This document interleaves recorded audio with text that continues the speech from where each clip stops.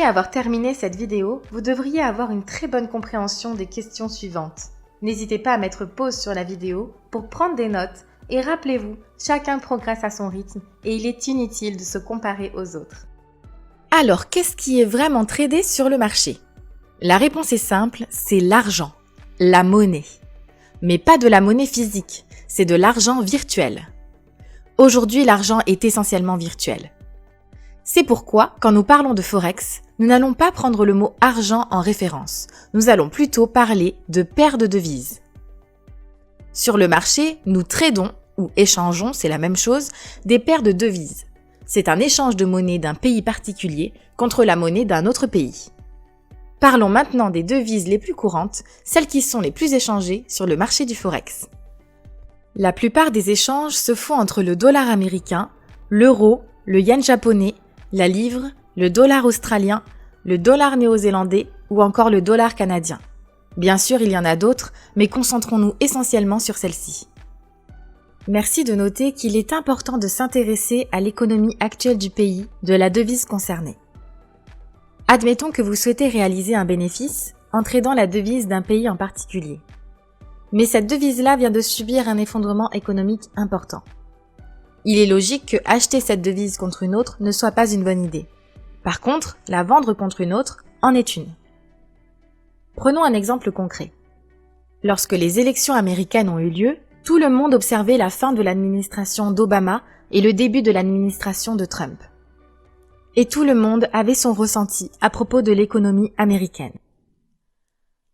Beaucoup de personnes ont décidé de vendre le dollar américain contre une autre économie qu'ils pensaient plus stable. Car à ce moment-là, ils pensaient sûrement que cette élection n'était pas bonne pour l'économie américaine. Ils ont tous fini par faire le contraire. Ils ont finalement vendu la devise du pays qu'ils pensaient être plus stable et de racheter le dollar américain. Ce type d'échange arrive très fréquemment. Ils sont tous basés sur le ressenti de l'économie d'un pays. On appelle ça le sentiment du marché. Il y a certaines paires de devises qu'on appelle les paires majeures, les paires principales. Il s'agit de toutes les paires de devises incluant le dollar américain, l'USD. Toutes paires associées au dollar américain sont considérées comme principales. Quand vous regardez cette image, vous avez l'euro USD, l'USD JPY, le GBP USD. Ce sont toutes des paires majeures. Nous vous conseillons de noter les surnoms anglais de ces paires car beaucoup de personnes s'y réfèrent.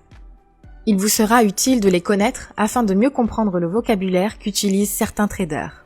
Certaines paires de devises sont appelées les paires croisées. Elles font partie des paires dites mineures, car elles n'incluent pas le dollar américain. Important, même si ces paires croisées sont appelées paires mineures, cela ne veut pas dire que ce sont les paires les moins échangées sur le marché. Ça reste des paires intensivement échangées dans le monde du Forex. N'hésitez pas à mettre pause sur la vidéo. Nous avons ici les paires croisées du yen, de l'euro et d'autres par la suite. Puis nous avons les paires de devises exotiques. Elles sont associées à une monnaie dont l'économie est émergente, comme par exemple le dollar du Hong Kong, le rouble russe, la roupie indienne ou encore le peso mexicain. Ces paires exotiques sont les moins échangées sur le marché du Forex. Nous ne vous conseillons pas de trader ces paires-là car elles sont tout simplement rarement tradées par les principaux participants sur le marché et ont donc une faible volatilité, donc une faible probabilité de faire de réels bénéfices. Rassurez-vous, vous n'aurez pas besoin de retenir toutes ces paires pour trader efficacement. Comme ces paires ne sont que rarement tradées, votre broker devra travailler beaucoup plus dur afin de trouver quelqu'un qui voudra bien échanger votre devise contre la sienne. Voici nos conseils concernant les paires de devises. Le premier conseil est de choisir que quelques paires, pas plus de 5 pour commencer, et d'observer leur comportement. Le matin, le soir, la nuit, le lundi, le mardi, apprenez à les connaître. En comparaison, c'est un peu comme si vous vouliez apprendre à connaître une personne qui vous plaît. Vous ne pouvez pas accorder votre attention sur plusieurs personnes à la fois, car vous allez vous informer sur elle, sur ce qu'elle aime, sur ce qu'elle n'aime pas, et il serait trop dur de retenir toutes ces diverses informations pour plusieurs personnes. Étudiez que certaines paires, pas plus de 5, et quand vous vous sentirez à l'aise avec elles, vous pourrez en rajouter des nouvelles. Un autre conseil, Tenez un journal de trading et commencez avec les paires les plus courantes.